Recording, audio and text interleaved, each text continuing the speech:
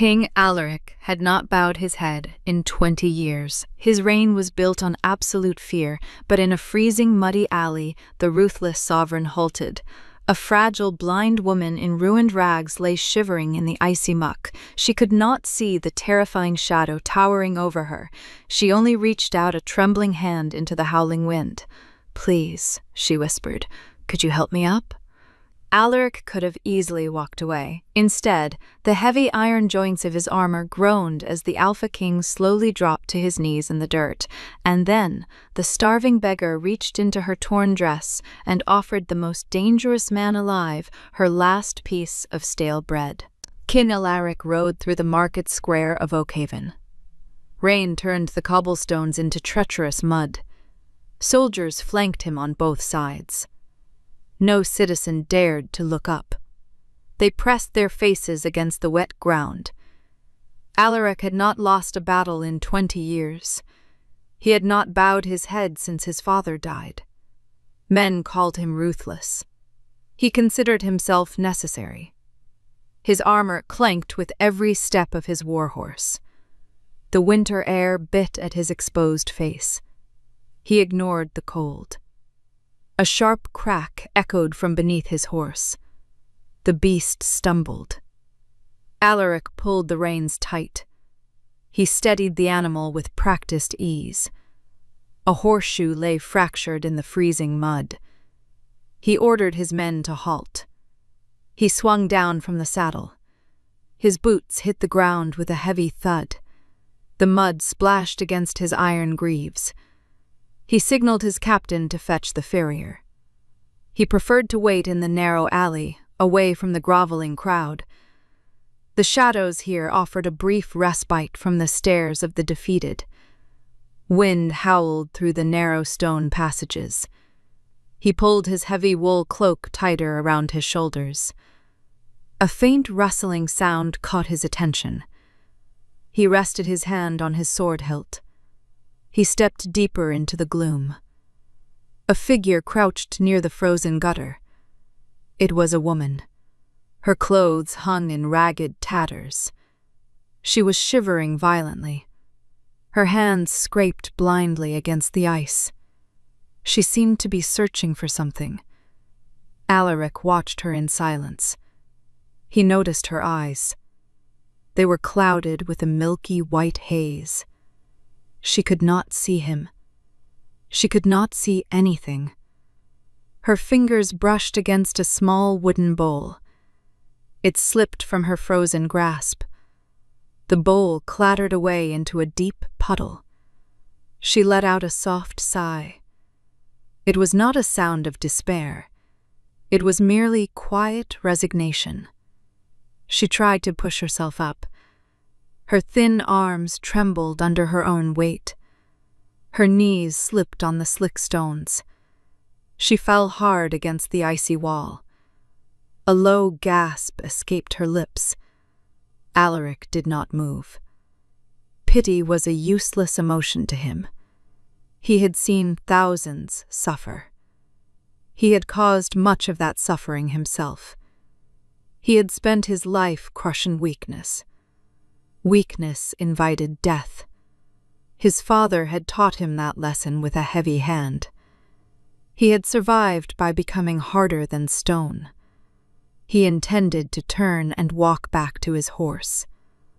Then she turned her head toward the sound of his armored steps. She did not cower. She did not shrink away in fear. She simply faced the dark shape she could hear. "Is someone there?" she asked. Her voice was hoarse. It carried a strange calmness. Alaric remained silent. He wondered if she would realize who he was by the smell of oiled steel and leather. She dragged herself upright against the wall. Her legs failed her again. She slid back down into the freezing water. She did not cry. She just leaned her head back and caught her breath. Alaric took one step forward. His spurs scraped loudly against a stone. She tilted her head. "I dropped my bowl," she said. She pointed vaguely toward the puddle. I cannot find it in the mud. Alaric looked at the cheap wooden object. It was worthless. He looked back at her frail form. He should leave. His men were waiting. The kingdom demanded his attention. Yet his feet remained planted. It is in the water, he finally spoke. His voice was a deep, gravelly rumble. It usually made grown men tremble. She offered a small, tired smile. Thank you, she said. She did not ask him to fetch it. She began to crawl toward the sound of his voice. Her hands sank into the freezing muck. Alaric felt a strange tightness in his chest. He had broken kings and executed traitors. He did not know how to handle this quiet dignity. She bumped her shoulder against a wooden barrel. She gasped and held her side. Pain etched across her dirt-streaked face. She tried to stand one more time. Her ankle buckled completely. She collapsed near his boots. The hem of her ruined dress brushed against his iron greaves. She rested there for a moment. The rain began to fall harder. It washed the dirt from her pale cheeks. She slowly raised her head. She reached out a trembling hand. Her fingers found empty air. She searched until she brushed against the edge of his thick cloak. She did not pull it. She merely held the coarse fabric as an anchor. Sir, she whispered. The word cut through the howling wind. Alaric looked down at her. He stood towering over her broken form. He could end her misery with one strike. He could walk away and forget she existed. I have no strength left, she said. Her blind eyes looked straight through his armor. They seemed to pierce something he had buried long ago. She squeezed the edge of his cloak. Please, she asked. Could you help me up? Alaric stared at the frail hand gripping his cloak. Rainwater dripped from the edge of his iron helmet. 20 years had passed since he last bent his knee for anyone. Kings did not stoop to the mud. Conquerors did not concern themselves with fallen beggars. His mind commanded him to pull his cloak away and leave. His body refused to obey. The woman shivered violently against the stone wall. Her knuckles turned stark white from the freezing cold. She waited with quiet patience. She did not beg twice. Alaric slowly lowered his center of gravity. The joints of his armor groaned in the quiet alley. He knelt into the freezing muck.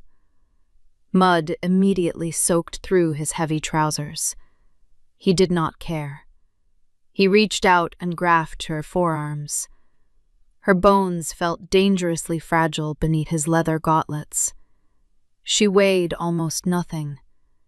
He pulled her upward with slow and deliberate care. He made sure not to bruise her skin. She gasped as her feet found the slippery cobblestones again. Her legs wobbled beneath her. Alaric kept his firm grip on her arms. He waited until she found her balance. Thank you, she breathed out.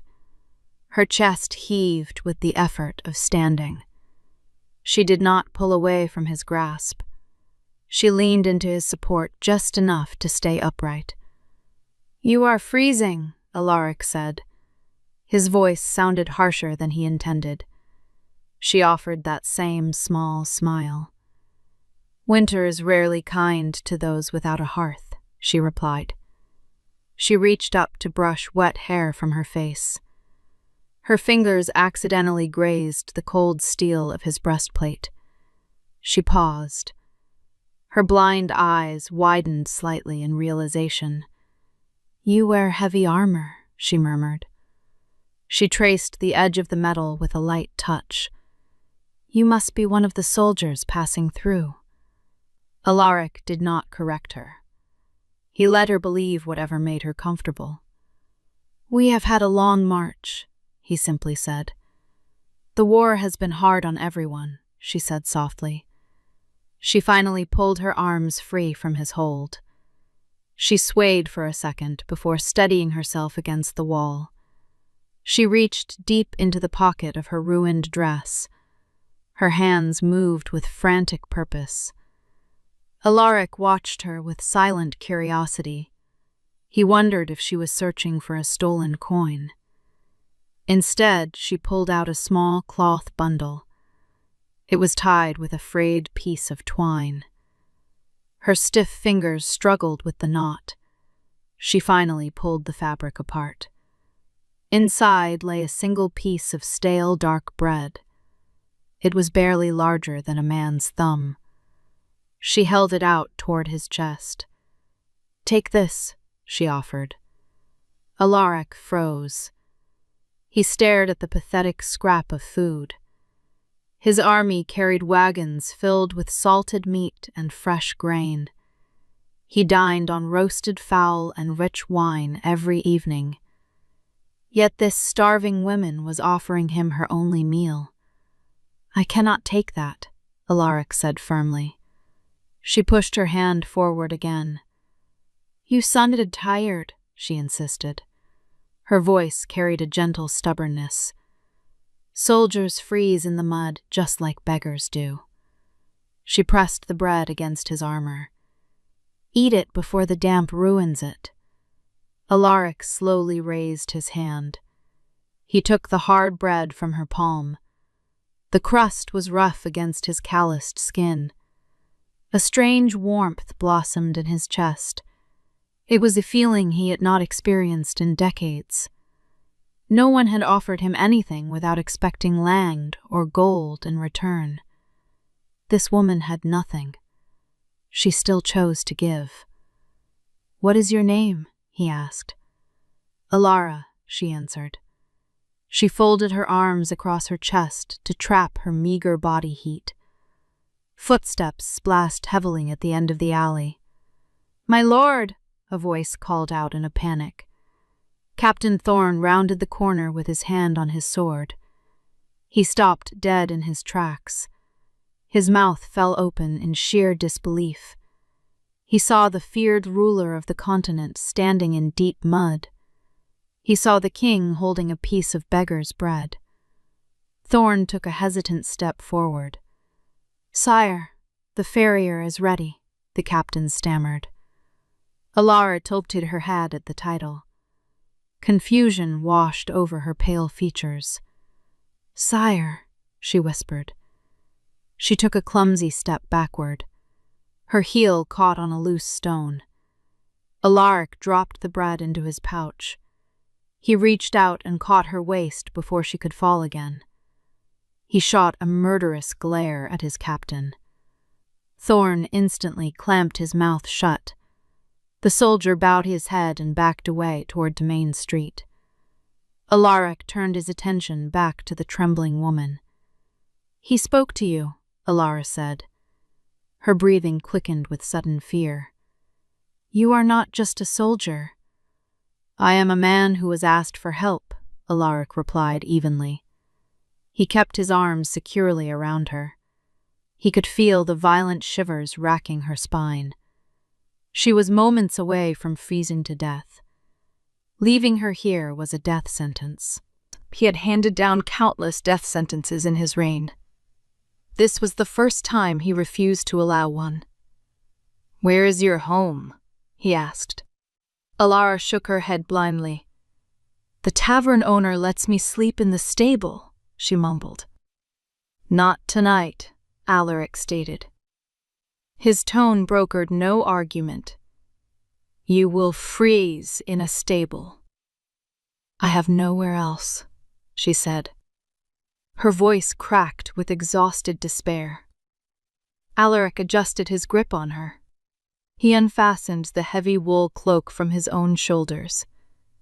The bitter wind immediately bit through his tunic. He ignored the chill.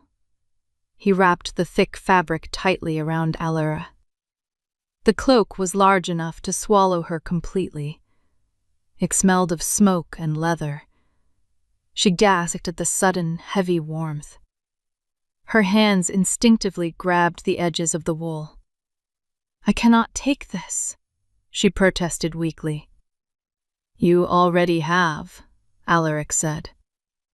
He stepped to her side. He placed her hand resting on his armored forearm. "Walk with me," he instructed. Alaric hesitated in the freezing rain. She did not know this man's true identity. She only knew the safety of his steady presence. She tightened her grip on his arm. They began to walk slowly out of the dark alley. Captain Thorne waited nervously at the edge of the street. The captain watched in stunned silence.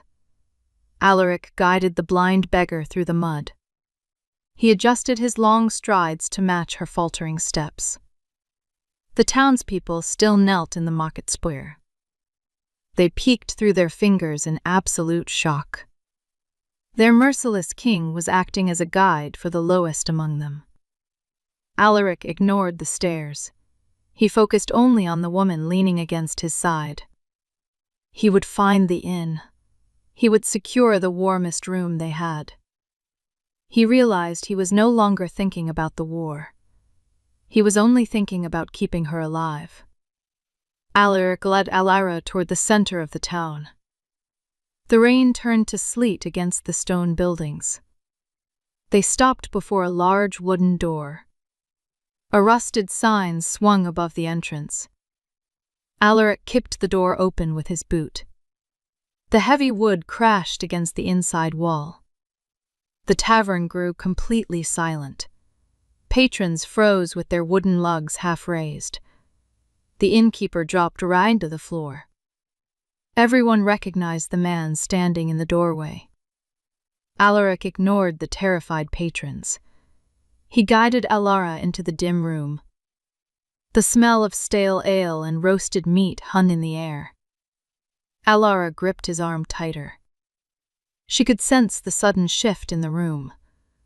The absolute silence made her nervous. "Is something wrong?" she whispered.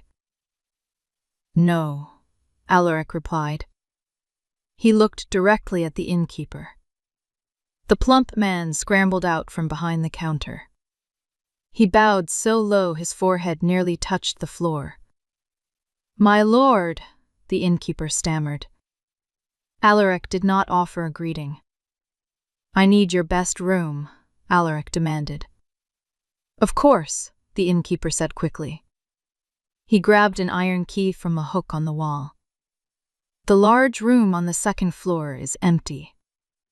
Alaric nodded once. He guided Alara toward the wooden stairs. Her wet boot slipped on the first step. Alaric caught her elbow firmly. He adjusted his pace to match her cautious movements. They reached the top of the landing. The innkeeper hurried ahead to unlock the heavy door. He pushed it open and stepped aside. Alaric led Alara inside. He dismissed the innkeeper with a wave of his hand. The door clicked shut behind them.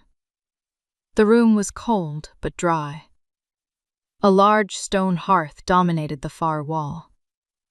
Alaric walked Alara to a wooden chair near the fireplace.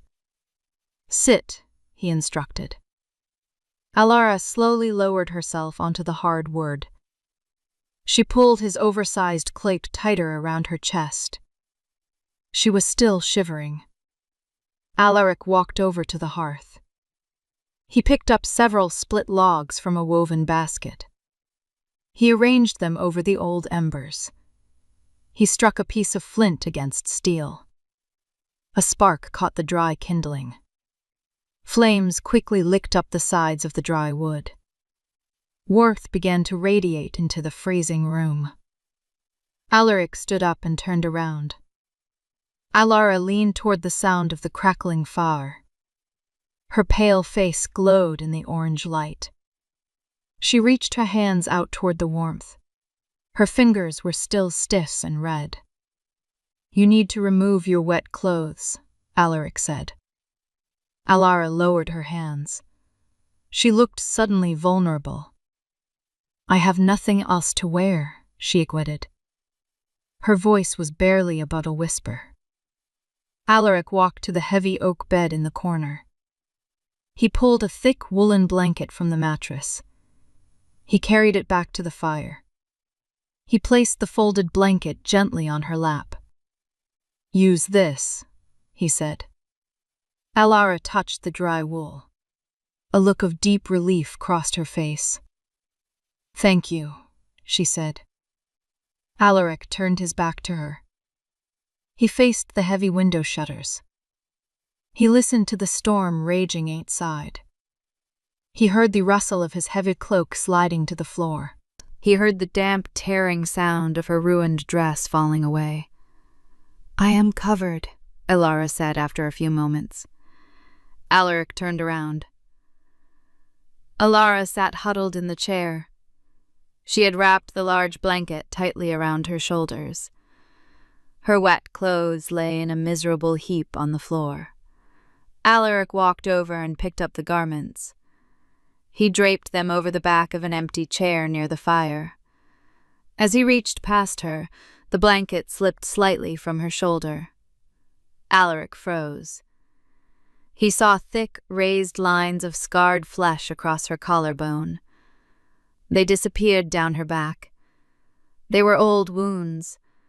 They were not made by blades in a war. They were made by whips and sticks. Someone had beaten a blind woman. A sudden surge of violent anger flagged in his chest. He clenched his jaw to stop himself from speaking.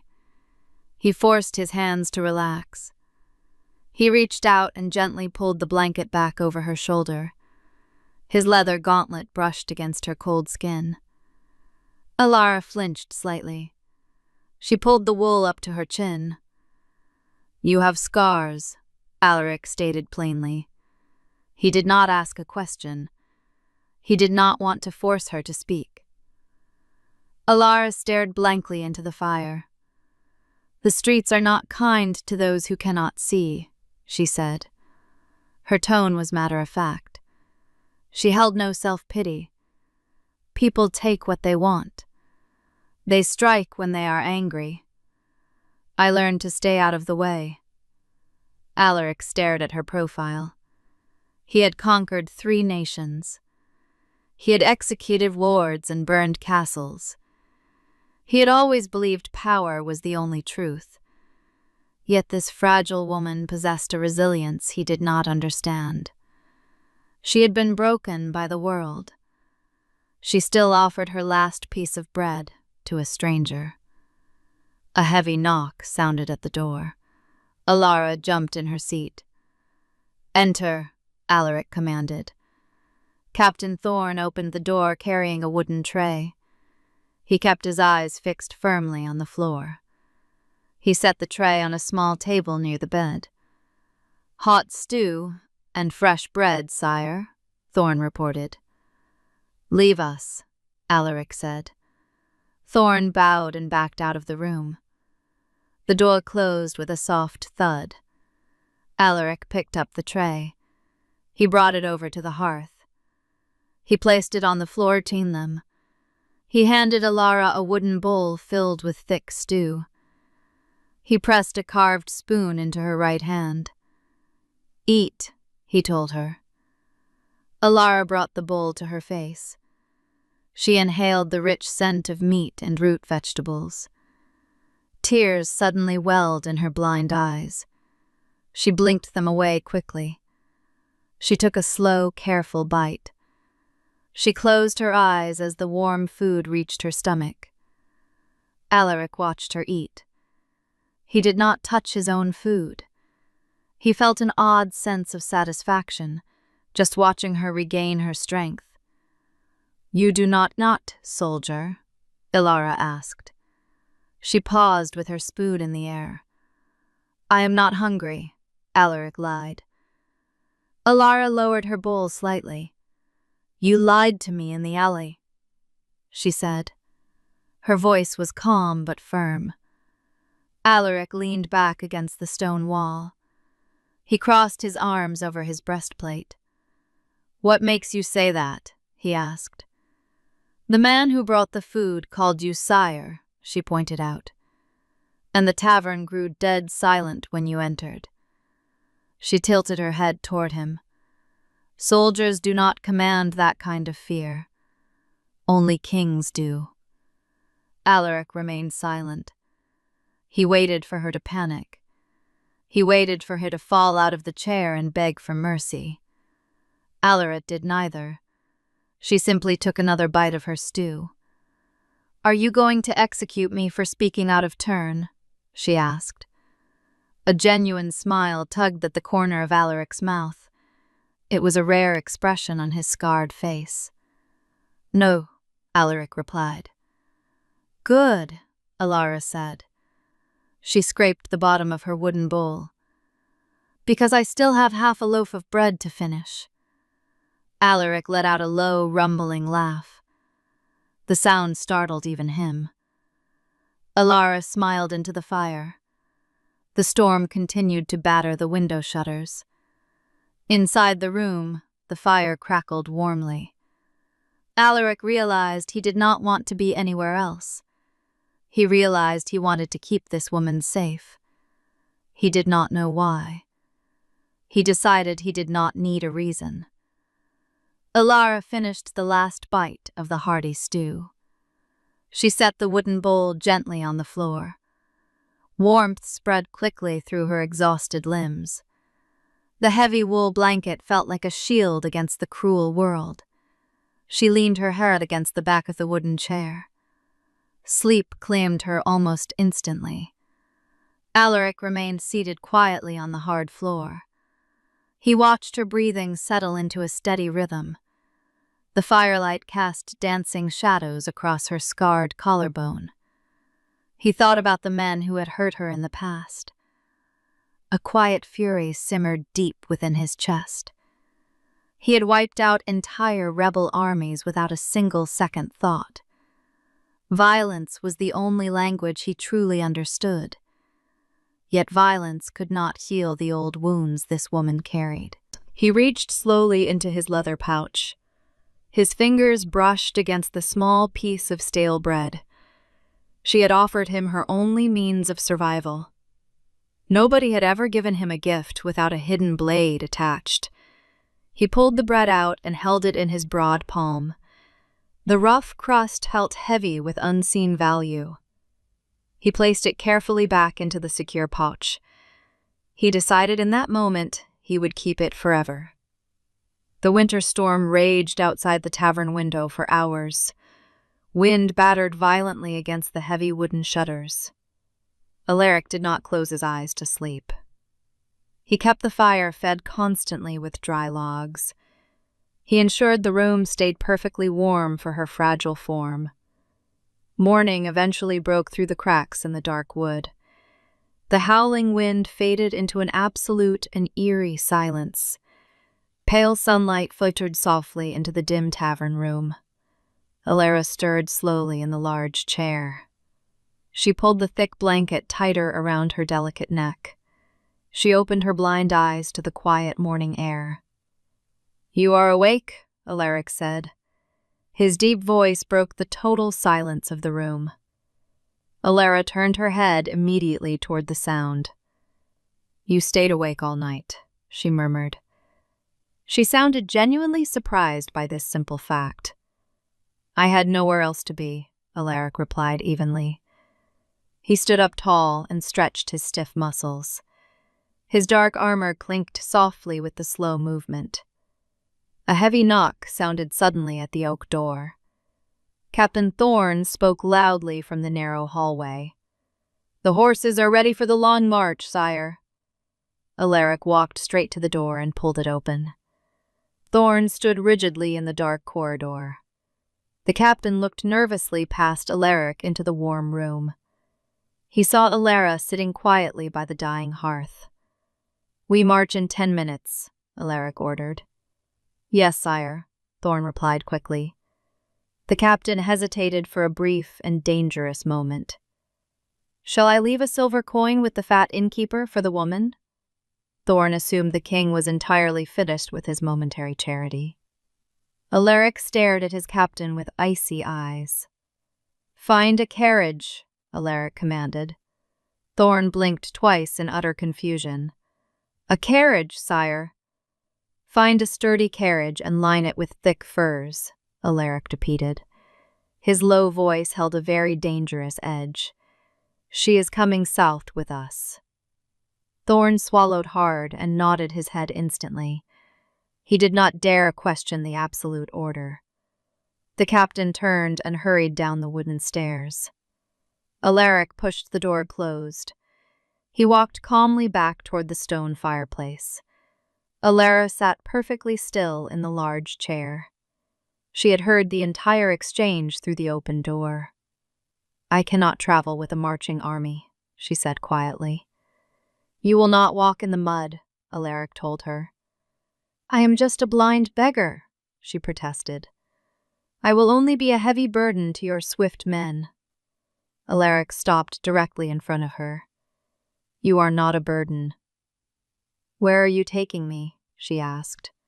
Her pale hands gripped the frayed edges of the blanket. "To the capital," Alaric answered. "You will have a warmed room and safe meals there." "Nobody gives something for absolutely nothing," Alara whispered. Fear laced her quiet and trembling words. "I have nothing left to give a king." Alaric thought warmly of the dry bread in his pouch. "You have already paid your full fare," he said. He reached down and picked up her dry clothes from the empty chair. The ragged dress was ruined completely beyond repair. He tossed the useless rags aside.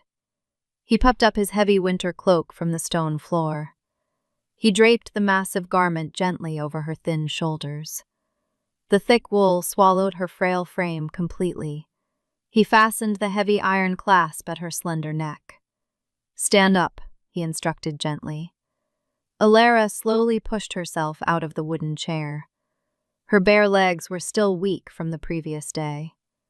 She swayed slightly on her freezing feet. Alaric did not let her fall to the floor. He stepped forward and scooped her easily into his powerful arms. Alaric gasped loudly in sudden shock. She instinctively wrapped her thin arms around his armored neck. "What are you doing now?" she asked. "The wooden stairs are steep," Alaric stated calmly. He carried her steadily toward the heavy door. She weighed significantly less than his steel broadsword. He carried her down the creaking wooden staircase. The tavernas filled with armed soldiers eating a morning meal.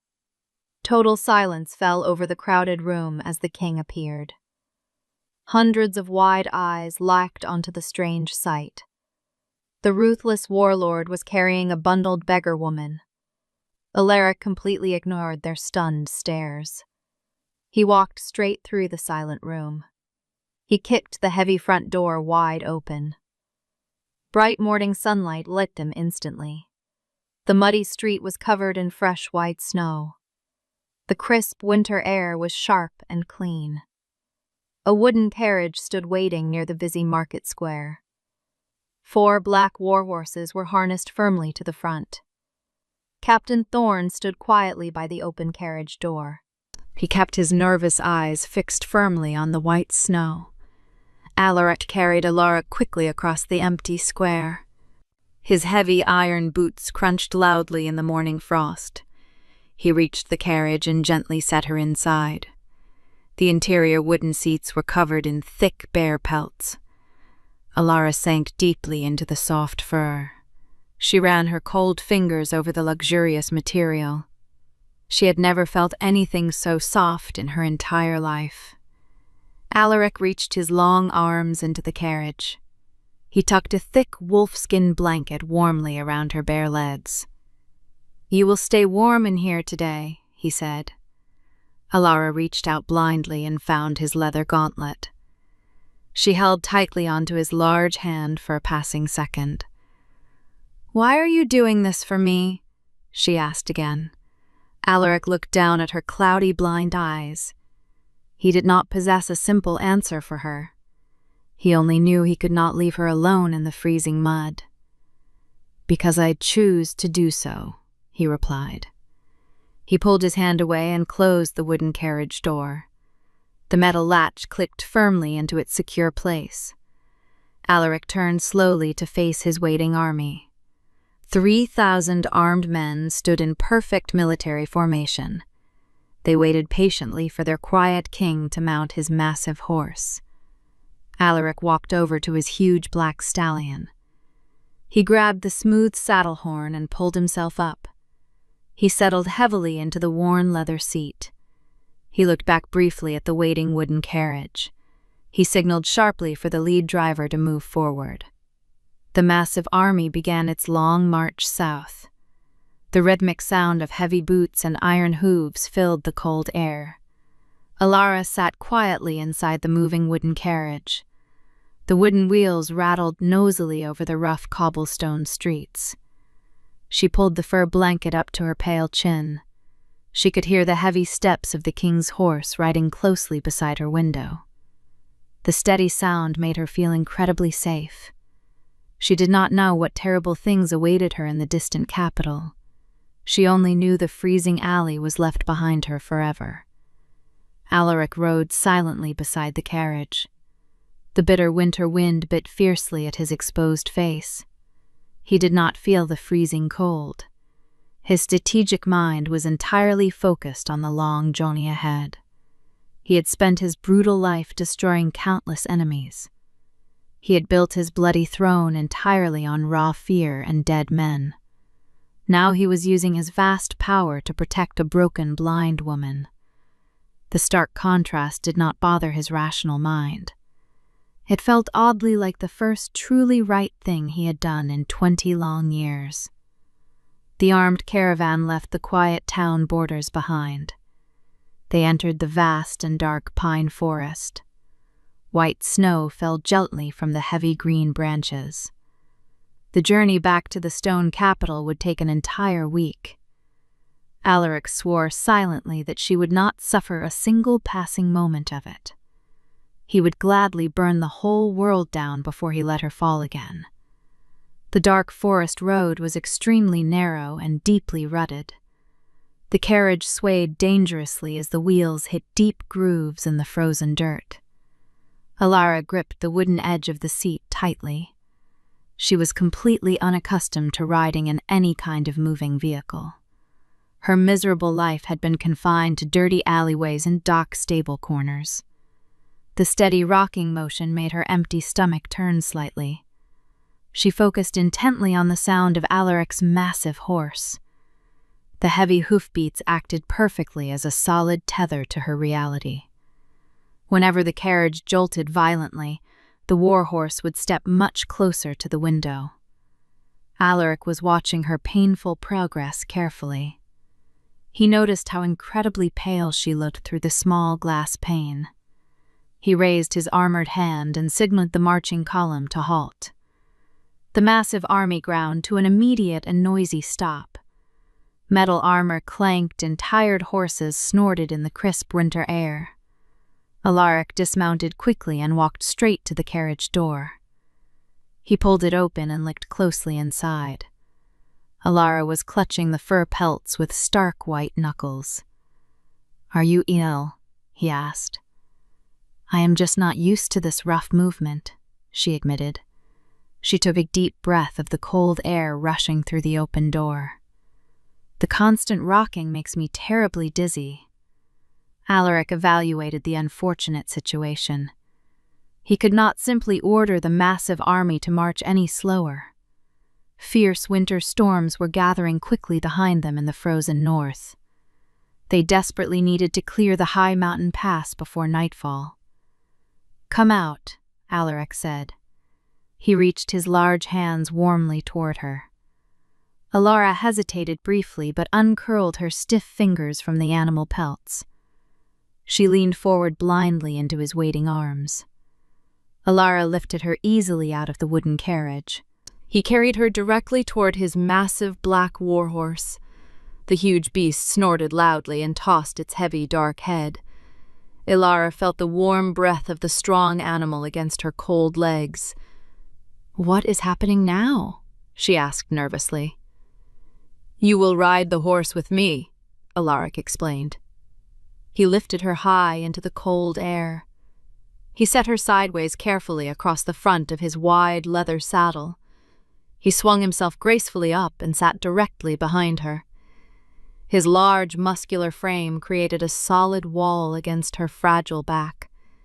He reached securely around her thin waist to grab the heavy leather reins.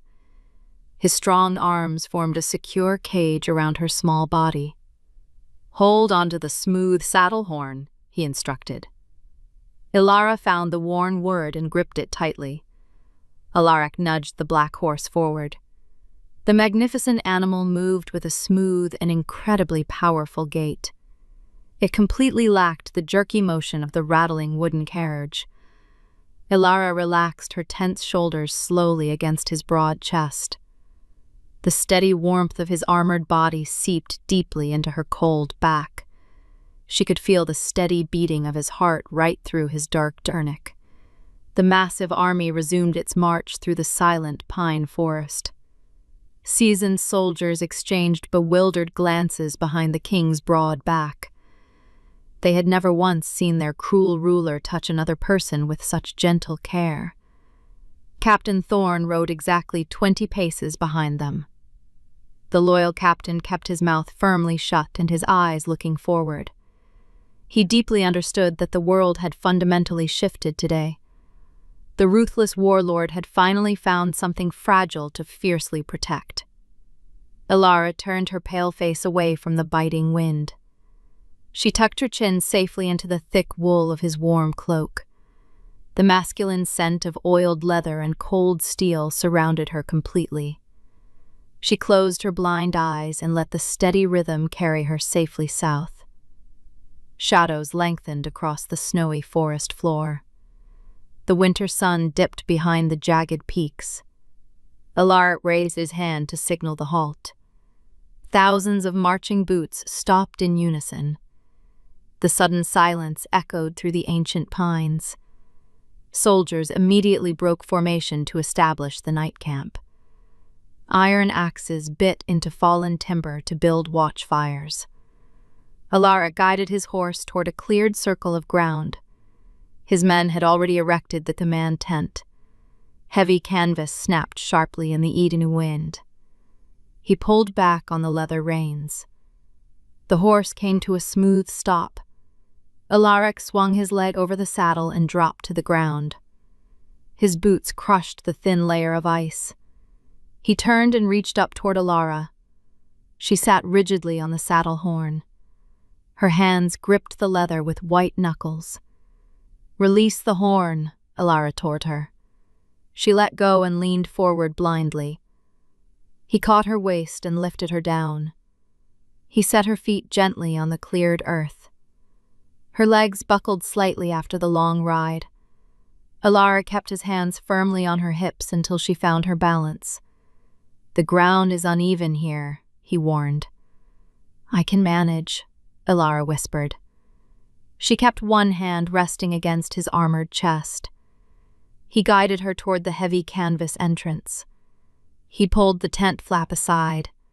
Heat radiated from an iron brazier burning in the center. Ilara sighed as the warmth hit her frozen face. He led her to a folding cot covered in furs. "Sit," he instructed. She lowered herself onto the soft furs. She ran her fingers over the thick animal pelts. "You offer me too much comfort," she said. "I offer what is necessary," Alaric replied. He unbuckled his sword belt and set it on a wooden table. The heavy steel clattered against the wood. He removed his iron gauntlets and tossed them aside. A sudden gust of wind shook the canvas walls. The brazier flared and cast dancing shadows across her face. Alaric pulled a wooden chair close to the cot. He sat down and watched her navigate her new surroundings. She reached out to mat the edges of the bed. Her movements were slow and deliberate. She committed the small space to memory. Captain Thorne entered the tent carrying 2 metal plates. The smell of roasted meat filled the enclosed space. Thorne set the food on the table without speaking a word. He bowed his head and retreated quickly into the cold night. Alaric picked up a plate and handed it to Alara. He pressed a carved spoon into her palm. "Eat," he commanded gently. Alara found the edge of the plate with her thumb. She tasted the warm food with quiet gratitude. Alaric ate his own meal in silence. He studied the raised scars visible above her collar. He thought about the chaotic abyss of his kingdom. He had spent decades pulling order from that darkness. He had never considered the collateral damage of his wars. "You stare heavily," Alara noted. She stopped eating and tilted her head toward him. "I make no sound," Alara countered. "You do not need to make sound," she replied. She took another slow bite of her meal. "The air changes when a man watches intently." Alaric set his half-empty plate on the table. "I wonder about your eyes," he admitted. He did not apologize for his blunt words. Alara stopped chewing. She swallowed hard and lowered her spoon. "They were not always this way," she said softly. A tense silence stretched between them. The iron brazier popped and hissed in the quiet tent. "I lived in a border town near the western mountains," she continued. "A siege broke our walls during the spring thaw." Alaric knew that geography well. His own armies had marched through those valleys. "The fighting trapped us inside the cathedral," Alara said. Her voice lacked any self-pity. "The roof caught fire from the flying pitch." She traced the edge of her plate with a trembling finger. A burning support beam collapsed near the altar. Alaric leaned forward in his chair. "The sparks and ash blinded you," he concluded. "The heat burned the sight from my eyes permanently," she corrected. She raised her head to face him. "The war took many things from our people. Sight was merely the price I paid to survive the flames." Alaric felt a cold knot form in his stomach. He remembered ordering the Western assault. He had demanded swift retribution against the rebel lords there. His sovereign decree had burned her town to ash. His ambition had plunged her into permanent darkness. He stared at his hands. Those hands had drawn the maps and signed the orders. "The king who ordered that siege was ruthless," Alaric stated. He wanted to gauge her hatred for him. "The king is a distant force," Alara replied evenly. "We do not curse the winter storm for the snow. We simply try to find shelter." Her forgiveness felt heavier than any weapon. He preferred the simple honesty of a drawn sword. This quiet acceptance felt like a blade twisting in his chest. "You do not hate him?" Alaric asked. "Hatred requires energy I do not possess," she answered. She set her plate aside and folded her hands in her lap. "I spend my days searching for bread and warmth. Vengeance is a luxury for those with full stomachs." Alaric stood up from his chair. He paced across the small canvas room. He needed to move to contain his sudden fury. His malevolent anger was not directed at her. It was directed at his own past blindness. He had built a kingdom on the ashes of innocence. He had called it peace. He walked back to the cot and stood over her. Alara sensed his looming presence. She reached her hand out into the empty space between them. She sought reassurance from the darkness. Alaric took her hand in his best palm. His rough calluses scraped against her soft skin. He gripped her fingers with careful strength. "You will never search for bread again," he vowed. His voice carried the absolute authority of his throne. Alara smiled sadly. "You make promises you cannot keep," she whispered. "I keep every vow I make," Alaric said. He released her hand and stepped back. He walked over to the wooden table. He poured water from a clay jug into a metal cup. He brought the cup back to her. She drank the water slowly. The winter wind howled louder outside the tent. The canvas snapped violently against the wooden poles. "You should sleep," Alaric told her. "The march will resume at dawn." Alara lay back against the thick furs. She pulled a heavy blanket up to her chin. The warmth of the brazier seeped into her tired bones. She closed her sightless eyes. Alaric walked to the entrance flap. He tied the heavy canvas shut to block the draught. He returned to his wooden chair near the cot. He picked up a whetstone and his hunting dagger. He began to run the stone along the steel edge. The rhythmic scraping sound filled the tent. He knew the sound would ground her in reality.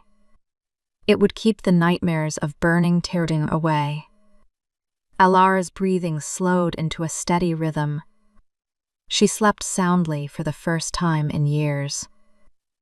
Alaric watched her face relax in the dim light. He considered the long journey to the capital. The royal court was a nest of vipers. Lords and ministers constantly plotted for favor and power. They would see this fragile woman as a glaring weakness. They would try to use her to manipulate his decisions. He tightened his grip on the dagger handle. He would slaughter them all before they touched a single hair on her head. His kingdom had feared him for his endless cruelty. They were about to learn the true depth of his wrath. Protecting her would require a different kind of war. He welcomed the coming bloodshed. He set the sharpened dagger on the table. He leaned back in his chair and crossed his arms. He did not sleep. He simply stood his quiet vigil in the dark. Dawn broke over the frozen camp with a bitter chill. The army prepared to move before the sun fully cleared the high peaks. Alaric wrapped Alara in his heaviest fur cloak before carrying her out. He lifted her effortlessly onto the back of his black warhorse. He climbed up behind her and secured her firmly against his chest. The march resumed through the dense and silent pine forest. The path grew steeper as they approached the northern mountain pass. Jagged stone cliffs rose sharply on both sides of the narrow trail. The wind howled aggressively through the deep, rocky canyon. Alara buried her face against the soft wool of his tunic. She could hear the tension in the shifting armor of the marching men. Soldiers marched closely together to block the biting wind. Captain Thorne rode slightly ahead to scout the treacherous path. The absolute silence of the canyon felt heavy and unnatural. Alaric tightened his strong arm around Alara's waist. His instincts screamed that something was terribly wrong. He scanned the snowy ridges with cold and calculating eyes. A single loose stone clattered down the steep cliff face. It was a tiny sound swallowed quickly by the howling wind. Alaric did not ignore it. He pulled back sharply on the heavy leather reins. His massive horse stopped instantly and stomped its iron hooves. He raised his right hand high into the freezing air. The entire marching column halted without a single word spoken. "What is happening?" Alara whispered nervously. She felt his muscles turn completely rigid beneath her cheek. "Stay perfectly still," Alara commanded in a low rumble. He reached down and unfastened the heavy iron clasp of his cloak. He threw the massive garment completely over her head and shoulders. The thick material plunged her into a dark and muffled world. She could only smell oiled leather and the faint scent of pine. A sharp whistling sound suddenly pierced the cold mountain air. Dozens of black arrows rained down from the high, rocky ridges. Rebel soldiers screamed their war cries from the hidden cliffs. The ambush had been perfectly timed for the narrowest part of the pass. They intended to trap the king and crush his royal guard. Arrows shattered uselessly against the heavy iron shields of the soldiers. Alaric did not flinch as death rained down around them. He kept his left arm wrapped tightly around Alara to shield her. He drew his heavy broadsword with a smooth and deadly motion. The dark steel hissed violently as it left the leather scabbard. 3 arrows flew directly toward his exposed chest. He swung his blade with unnatural speed. The metallic clash rang loudly over the chaos of the sudden ambush. The arrows splintered into harmless wood and fell to the snow. He did not wait for the enemy to reload in bows. He kicked his spurs hard into the flanks of his warhorse. The beast surged forward toward the base of the nearest cliff. "Thorn!" Alaric roared over the deafening noise. "Hold the center line." Thorn barked orders to the heavily armored infantry. Shield walls locked together with a massive crash of iron. Alaric ignored the rebel archers firing desperately from above. He focused on the rebel commander leading a charge down the slope. The man swung a heavy spiked mace with reckless fury. Alaric felt a dark and familiar power rise deep within his chest. It was the terrifying strength that had forged his bloody crown. He did not just defeat his enemies in battle. He broke their very spirits and erased them from existence. A heavy aura of absolute dread rolled off his broad shoulders. The air around him seemed to warp and darken with raw intent.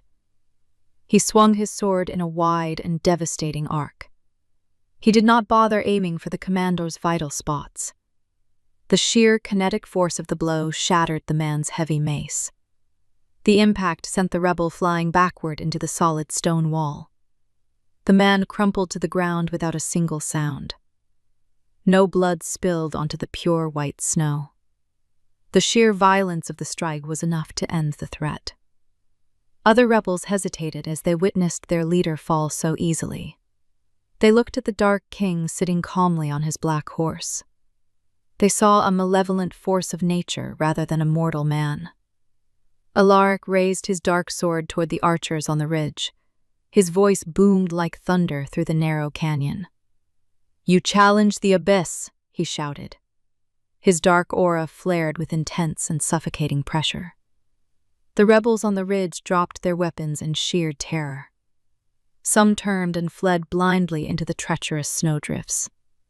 Others fell to their knees and covered their ears in despair. The fight was completely over before it had truly begun. Alaric lowered his weapon slowly. He breathed deeply to rein in the violent storm inside his mind. He forced the deadly aura to recede into the dark corners of his soul. The canyon grew deathly quiet once again. The only sound was the heavy breathing of tired men and horses.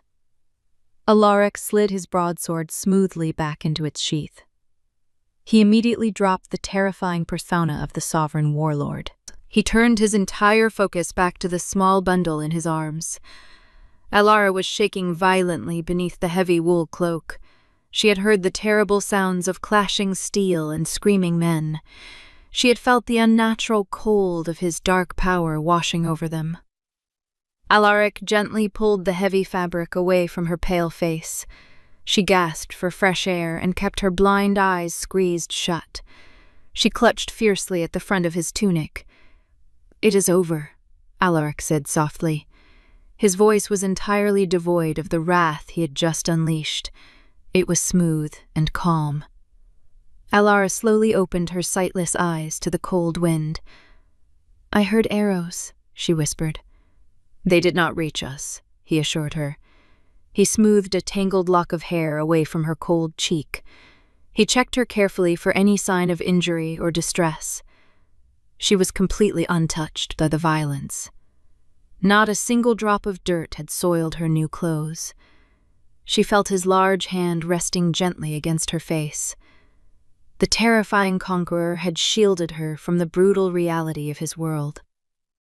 "You killed them," she stated quietly. I removed a threat, Alaric corrected. He did not want her to associate him only with mindless death. He wanted her to know he fought only to keep their path clear. You are safe here, he promised. Alara leaned her head against his armored chest. She listened to the steady and calming rhythm of his heart. It did not race with the adrenaline of the recent battle. It beat with slow and absolute certainty. I believe you, she finally said. Captain Thorne rode slowly up to the side of the black horse. The captain surveyed the broken weapons scattered across the snow. He looked at the fleeing rebels disappearing over the high ridges. He then looked at his king, holding the blind woman with impossible care.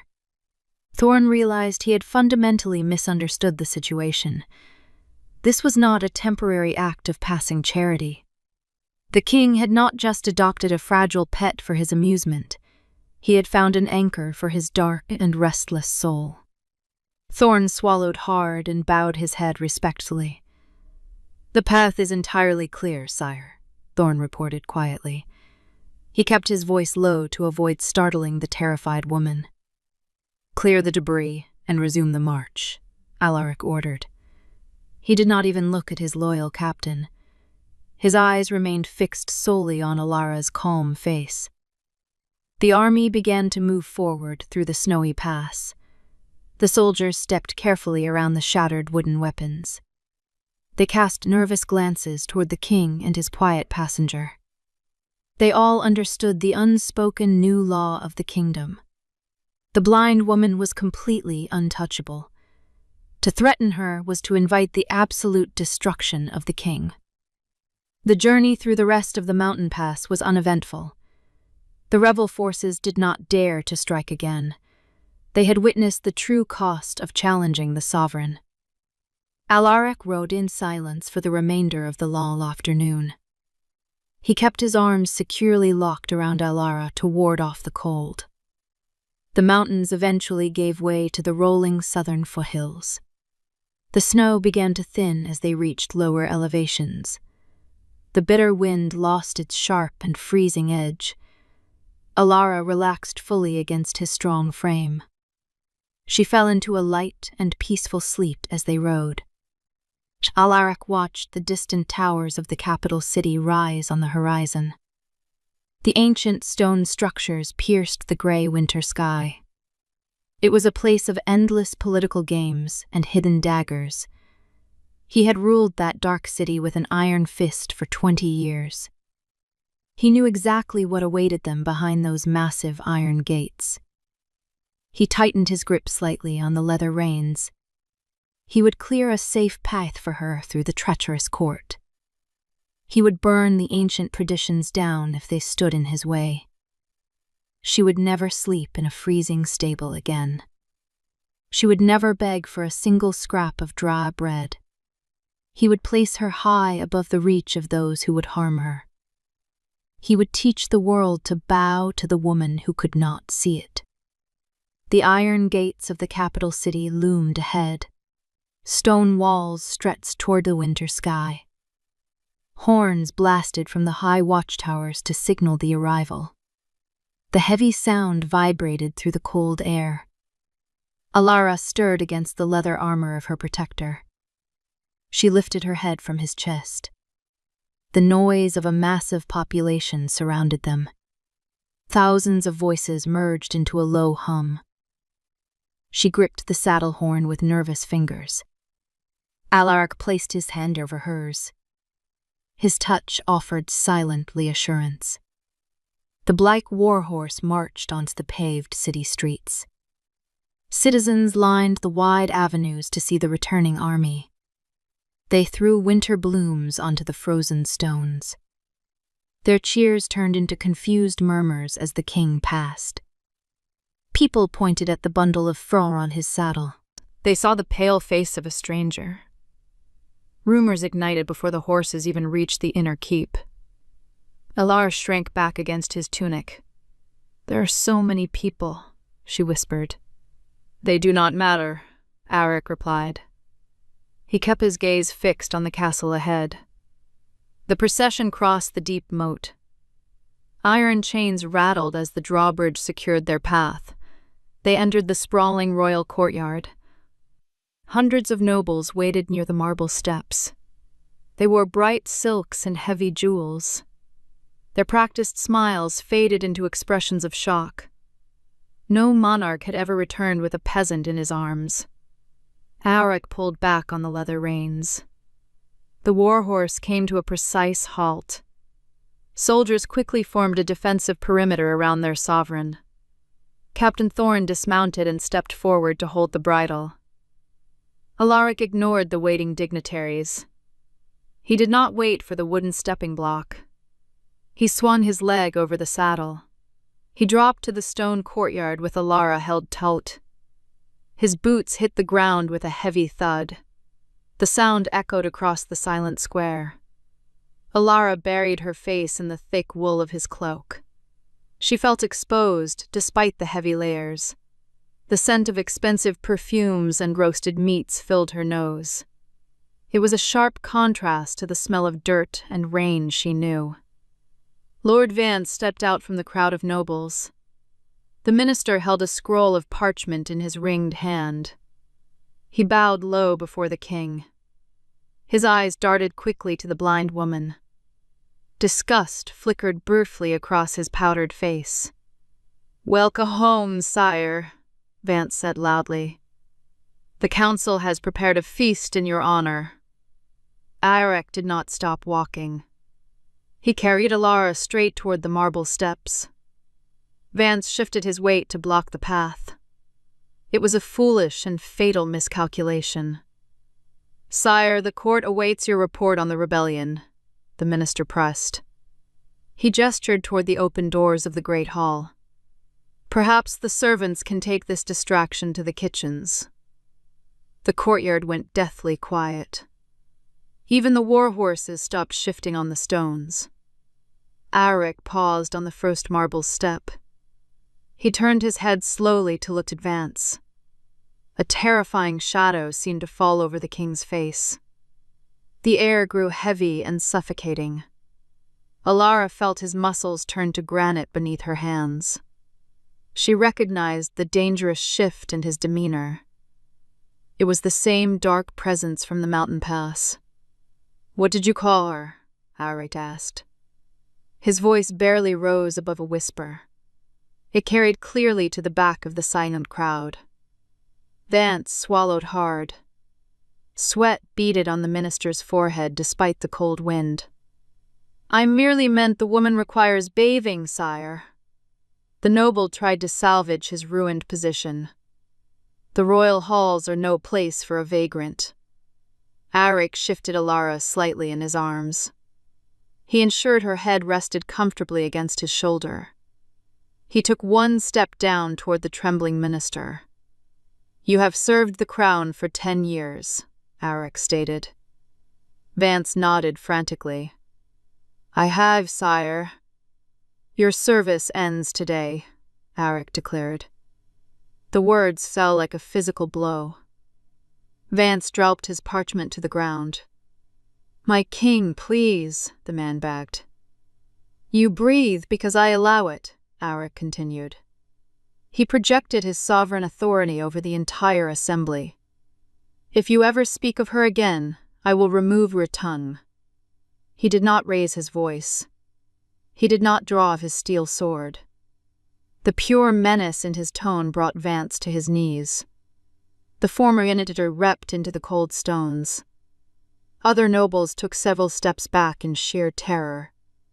They realized the rules of power had fundamentally changed. The king had found a singular weakness. He had turned that weakness into an untouchable monument. Auric turned away from the sobbing man. He carried Alara up the long marble staircase. Guards rushed to open the heavy oak doors. The king walked into the grand foyer. Tapestries lined the high stone walls. Heat radiated from massive hearths placed between the pillars. Alara relaxed her death grip on his tunic. "You ruined that man," quietly. "He offended me," Auric replied. He spoke the truth about my station, she pointed out. I am a vagrant. Arik stopped in the center of the hall. He looked down at her cloudy eyes. Your station is whatever I decide it is. He resumed his determined march through the castle. Servants bowed their heads and pressed themselves against the walls. Nobody dared to look directly at the strange pair. Arik bypassed the throne room entirely. He ignored the council chambers and the dining halls. He carefully toward the Travertville wing. 2 elite guards stood outside large diamond-bound doors. They slammed their spears against the floor in salute. One guard quickly unlocked the head's doors. Arik stepped into his personal sanctuary. The chambers were vast and Spartan. Weapons hung on the dark stone walls. A massive bed dominated the far side of the room. Thick rugs covered the cold floors. He walked over to a wide, padded bench near the fire. He set her down with extreme care. Alara sank into the velvet cushions. She reached out to touch the soft fabric. "Where are we?" she asked. "My chambers," Alaric answered. He unclasped his heavy outer cloak and threw it over a chair. Alara tilted her head in confusion. "Why bring me here?" "Because nobody enters this room without my permission." He walked over to a wooden table and poured wine into a silver goblet. "You are safe behind these doors." Alavir pulled her feet up onto the bench. She wrapped her arms around her knees. "I do not belong in a place like this." Her voice carried a note of deep sorrow. "I cannot even see the wealth around me." Alara carried the goblet back to her. He pressed the cold silver into her hands. "The wealth is meaningless," he told her. "I conquered cities to amass gold. None of it ever bought me a moment of peace." He pulled a chair close and sat down. "You gave me a piece of bread in the mud. That held more value than this entire fortress." Alara took a slow sip of the rich wine. The sweet liquid burned slightly on her tongue. She felt the overwhelming gravity of his protection. It was a heavy mantle to wear. She had spent her life trying to remain invisible. Now the most powerful man in the world had placed her in the center of his domain. "They will hate me," Alara said. "The nobles in the courtyard. They will scheme against you because of me." Alaric leaned forward and rested his elbows on his knees. "Let them plot," he said darkly. "I have grown bored of their predictable games. If they cross the line, I will burn their houses to the ground." His promise of violent retribution was chilling, yet it made her feel incredibly secure. She reached out her free hand toward his voice. Her fingers found the scarred leather of his vambrace. She traced the deep scratches in the armor. "You are a terrifying man," she murmured. "Only to those who threaten you," Alaric replied. He covered her hand with his own. His touch was surprisingly warm. A soft knock interrupted the quiet moment. Alaric stood up and walked to the doors. He opened them just enough to look out. An older woman stood nervously in the hall. She carried a bundle of clean silk garments. "The head maid, sire," the woman whispered. "I brought clothes for the lady." Alaric opened the door wider and let her inside. "Draw a hot bath," he ordered. "Use the copper tub in the adjacent room." The maid nodded and scurried toward the washroom. Alara walked back to Alara. "The servants will help you bathe," he explained. "They will discard those ruined clothes." Alara touched the frayed edge of her dirty sleeve. I have worn this dress for 3 years. It is time to leave the past behind, Alara said. He watched the maid carry buckets of steaming water into the next room. The scent of lavender soap drifted into the main chamber. I will wait outside, he promised. No one else will enter. Alara nodded slowly.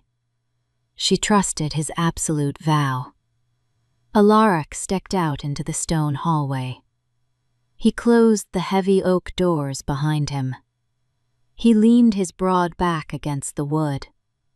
He crossed his arms and stared at the terrified guards. They kept their eyes fixed straight ahead. They knew better than to acknowledge the king's unusual behavior. Inside the room, Alara allowed the maid to guide her. The hot water washed away weeks of frozen mud. The soap smelled of summer gardens she had long forgotten. The maid scrubbed her tangled hair with gentle hands. She dried her with soft linen towels. She helped Alara into a dress of spun blue silk. The fabric felt as light as air against her scarred skin. The maid left the room with the bucket of dirty water. Alara walked slowly back into the main chamber. She guided herself along the edge of the large bed. She sat near the fire and waited. Alaric returned a few moments later. He paused just inside the doorway. The firelight caught the soft blue fabric of her new gown. Her damp hair hung in clean waves over her shoulders. The dirk was gone. Only the faded scars remained as proof of her suffering. He felt a sharp ache in his chest. It was a foreign sensation for a man built for war. He walked over and sat in the wooden chair beside her. "The silk suits you," he finally said. Alara smoothed her hands over her lap. "It feels fragile," she admitted. "I am afraid I will tear it." "I will buy you 1,000 more," Alaric replied. He meant every word. The treasury of the kingdom belonged to her now. She simply did not know it yet. He intended to spend the rest of his life proving it to her. Alaric watched the firelight dance across the silk fabric of her dress. A heavy bell chimed from the high tower outside. It signaled the beginning of the victory feast. He despised these mandatory celebrations. Lords and ministers would spend hours flattering his military successes while plotting behind their wine glasses. "You must attend the hall," Alara said quietly. She tilted her head toward the distant sound of the iron bell. "I can wait here until you return." Alaric stood up from the wooden chair. "I will not leave you alone in this wing." "The guards are stationed directly outside," she pointed out. "I trust my guards to fight," Alaric replied. He walked over to a heavy wooden trunk at the foot of the bed. "I do not trust them to prevent the subtle venom of the court from reaching you." He opened the heavy lid and searched inside. "They will stare at me," Alara whispered. Her hands gripped the folds of her blue dress. "I cannot see their faces, but I will feel their judgment." "Let them judge," Alaric said firmly. He pulled a thick velvet cloak from the trunk. "Their opinions carry less weight than dust." He brought the warm cloak over to her. He draped the heavy velvet carefully around her shoulders. "You will sit at my right side." Alara gasped slightly. "That place is reserved for a queen." "That place belongs to whomever I choose to place there," Alaric stated. He fastened the silver clasp beneath her chin. "I will not hide you in the shadows like a shameful secret. You saved my life in the mud. I intend to honor that debt in the light." He offered his arm to her. Alara hesitated for a brief second before reaching out. Her fingers wrapped securely around his muscular forearm. She felt the rough leather of his tunic beneath her skin. They walked slowly out of the private chambers. The 2 elite guards snapped to attention. Alaric led her down the long stone corridor. Torches flickered along the high walls and cast long shadows across the floor. The noise of the great hall grew louder with every step they took. Music and laughter echoed through the vast castle. They reached the massive oak doors of the dining hall. 4 heralds stood ready with polished brass horns. Alaric gave them a single sharp nod. The horns blared a deafening note to announce his arrival. The heavy doors swung inward on well-oiled hinges. The grand hall was ablaze with hundreds of wax candles. Long wooden tables stretched across the expansive room. The laughter stopped instantly. Silence crashed down upon the gathered nobility like a falling stone. Hundreds of eyes locked onto him and his unusual companion. Alaric guided Alara forward with slow and deliberate steps. He did not look at any of the seated lords. He kept his entire focus on navigating the clear path for her. Alara kept her chin raised despite her overwhelming fear. She concentrated entirely on the steady rhythm of Alaric's breathing beside her. They reached the raised dais at the end of the room. A long table sat upon the wooden platform. 2 heavy carved chairs rested directly in the center. Alaric pulled the right chair out with his free hand. He guided Alara into the padded seat. He pushed the chair forward until she was comfortable. Only then did he sit in his own high-backed seat. The nobles remained standing in frozen silence.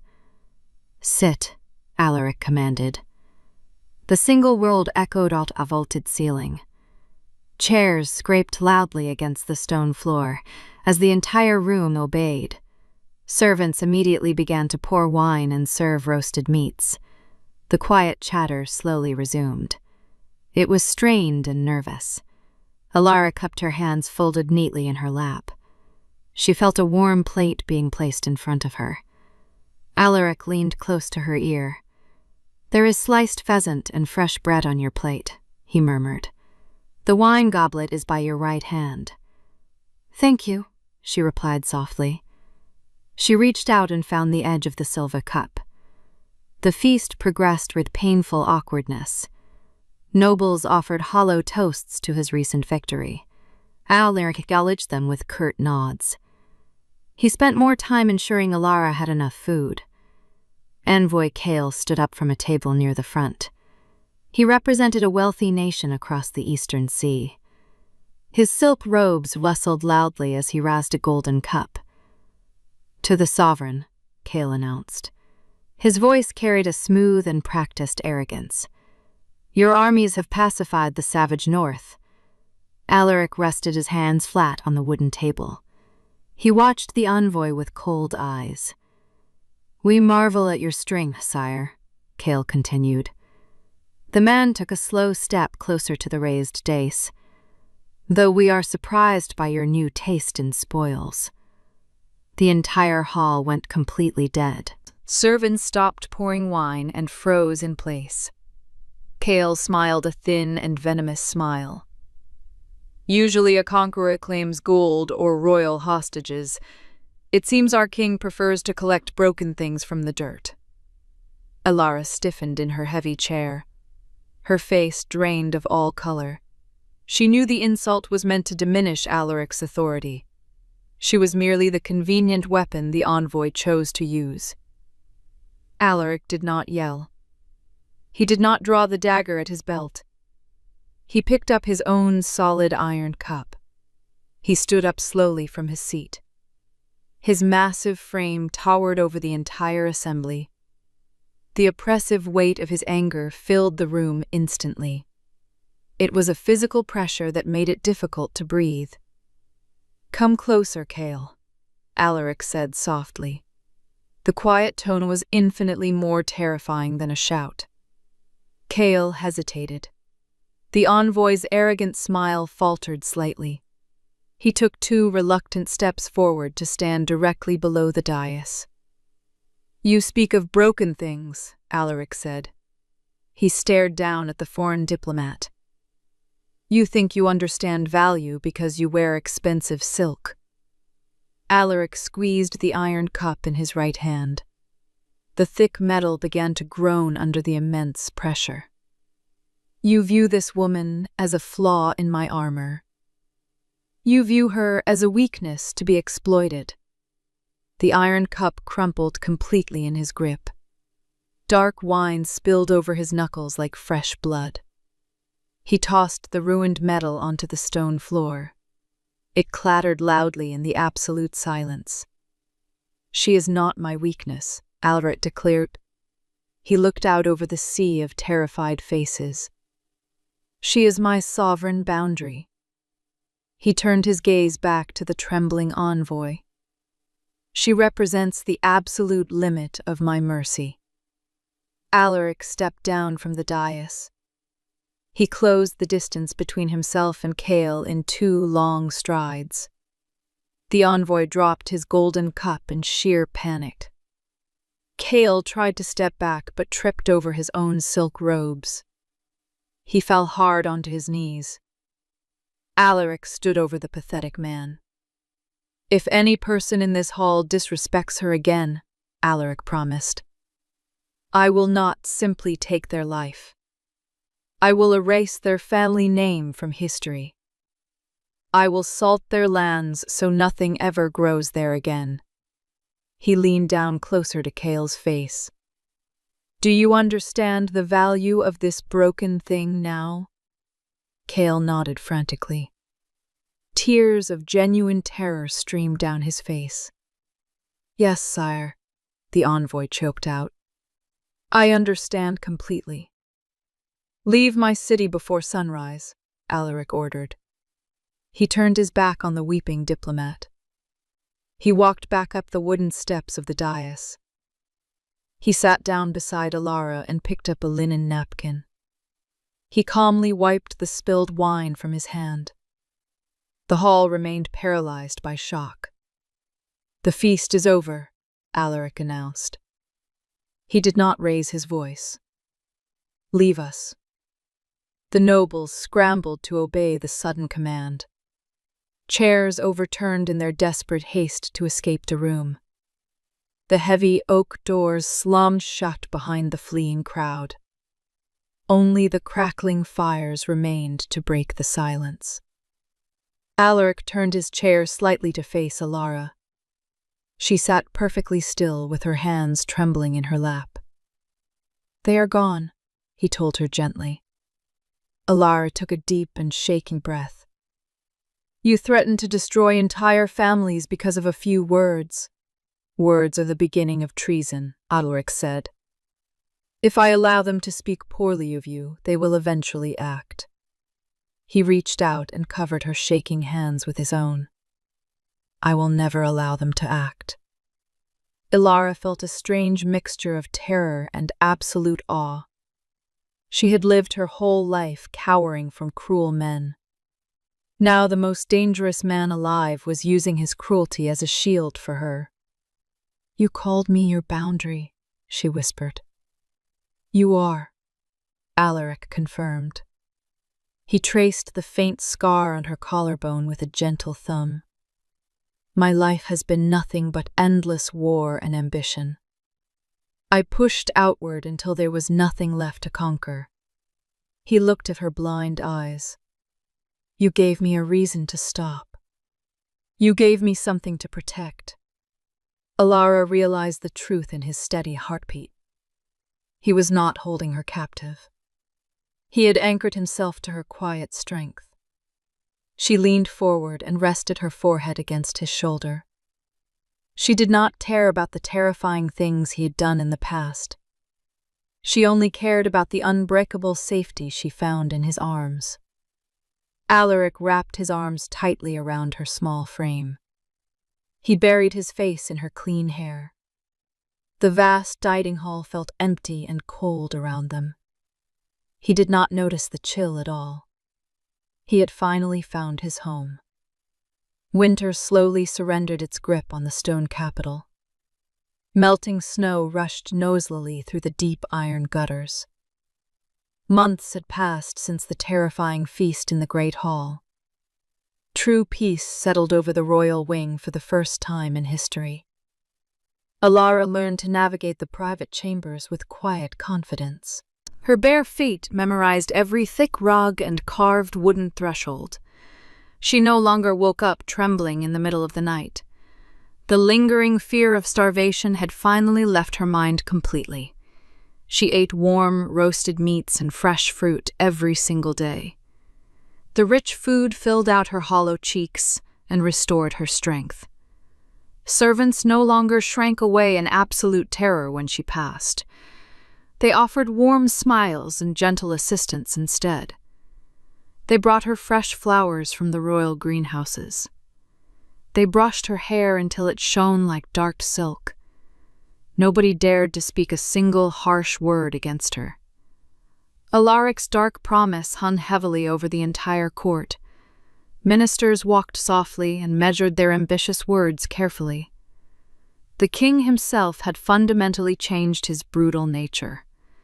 His sword remained locked safely inside its leather scabbard.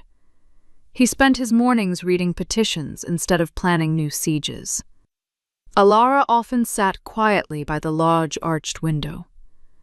Warm spring sunlight bathed her scarred face in golden light.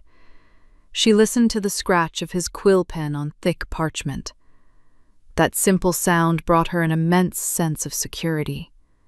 She spent hours tracing the elaborate embroidery of her new gowns. Life had transformed into a gentle and predictable rhythm. She never had to worry about where her next meal would come from. She never had to shiver in the freezing darkness of an empty stable. The nightmares of burning timbers slowly began to fade away. His steady breathing next to her in the dark always kept the ghosts at bay. "You are signing many papers today," she remarked softly. She turned her head toward his heavy wooden desk. Alaric paused his writing and set the quill down. "I am drafting new laws for the outer provinces," he replied. He pushed the stack of decrees toward the edge of the desk.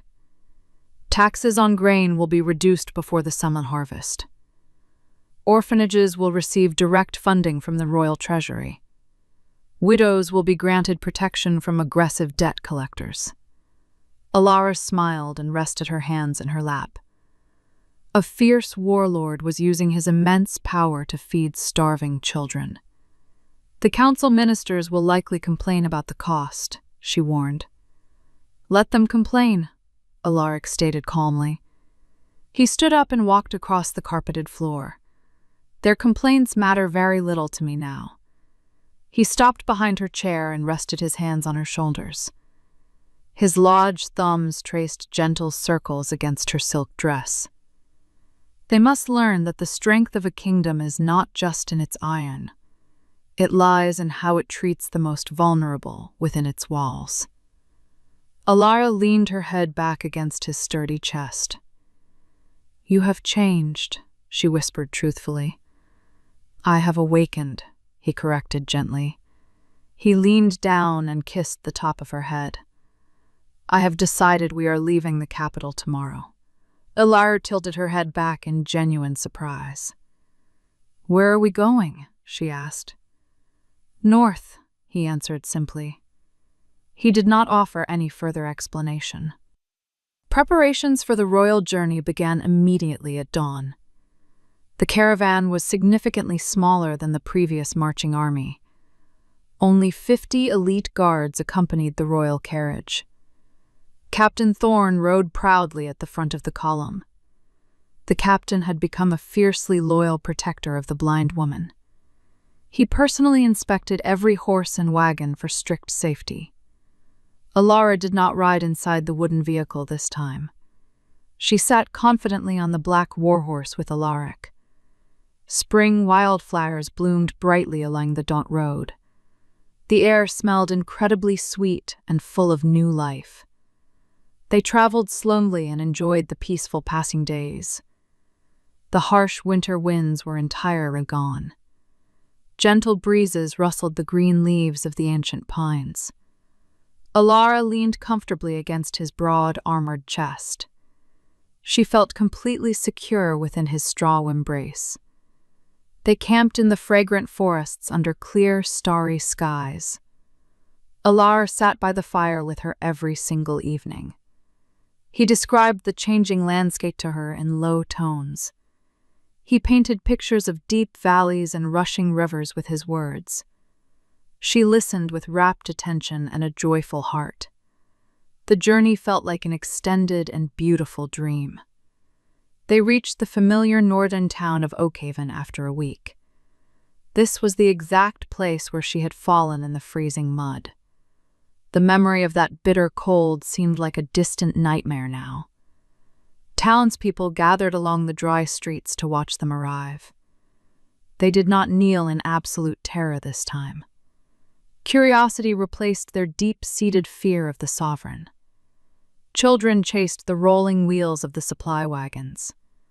Merchants waved colorful banners from their wooden stalls. The atmosphere was vibrant and full of genuine hope. Alara guided the warhorse toward the center of the bustling market. He bypassed the old tavern entirely. They stopped in front of a massive new stone building. Freshly cut timber framed the wide open windows. "We have arrived," Alaric announced quietly. He dismounted smoothly and reached up to help her down. His strong hands gripped her waist with familiar care.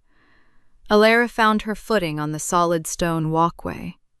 "I do not recognize these smells," she noted. "I smell fresh baked bread and clean linen." She reached out and felt the smooth surface of an iron gate. "What is this place?" Alaric placed his hand gently over hers. "This is the new royal sanctuary," he explained. "I ordered its construction the day we left this town." He guided her slowly through the wide iron gates. "It is a shelter for those who cannot survive the winter alone. The blind, the crippled, and the forgotten will find safety here." Alara stopped walking and took a sharp breath. Tears instantly welled in her sightless eyes. She realized he had built a fortress to protect people just like her. "You did all of this?" she whispered. Her voice broke with overwhelming emotion.